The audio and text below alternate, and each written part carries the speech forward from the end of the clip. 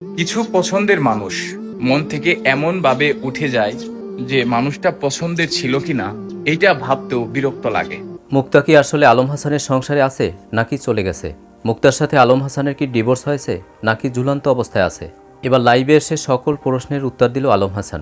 ওই পছন্দের মানুষটা হয়তো তার জীবনের এক সময় সেরা মানুষ ছিল, কিন্তু ওই পছন্দের মানুষটা ওই ব্যক্তিটার সাথে এরকম বেইমানি প্রতারণা করেছে যে এই ঘৃণিত ব্যক্তিটা তার জীবনের পছন্দের সেরা মানুষ ছিল। আলম হাসান মুক্তাকে নিয়ে কথা বলতে যে অনেক আবেগী হয়ে যায়। আলম হাসান মুক্তাকে নিয়ে বলে, একসময় মানুষটি আমার অনেক পছন্দের ছিল, কিন্তু এখন সেই পছন্দের মানুষটি তার আচরণের কারণে ঘৃণার পাত্র হয়ে গেছে। মুক্তা আমার সাথে এমন বেইমানি করেছে, আমি এখন তার নাম নিলেও অজু করতে হয়। আমি এখন মাঝে মাঝে ভাবি কত বড় বেইমান আর বিশ্বাসঘাতককে ভালোবেসেছিলাম। আপনারা সবাই মানুষকে বিশ্বাস করার আগে 100 বার ভাবুন। তার জন্য হয়তো সে ত্যাগ করেছিল অনেক কিছুই। এই জন্যই বলবো যে আপনারা যারা পছন্দের মানুষ আছেন কখনোই কারো কাছে ঘৃণার পাত্র হিসেবে বিবেচিত হবেন না। দর্শক, কেমন লাগলো আজকের আপডেট পেয়ে অবশ্যই কমেন্ট করে জানিয়ে দিন। আর ভিডিওটা যদি ভালো লাগে লাইক কমেন্ট সাবস্ক্রাইব করে আমাদের পাশে থাকুন।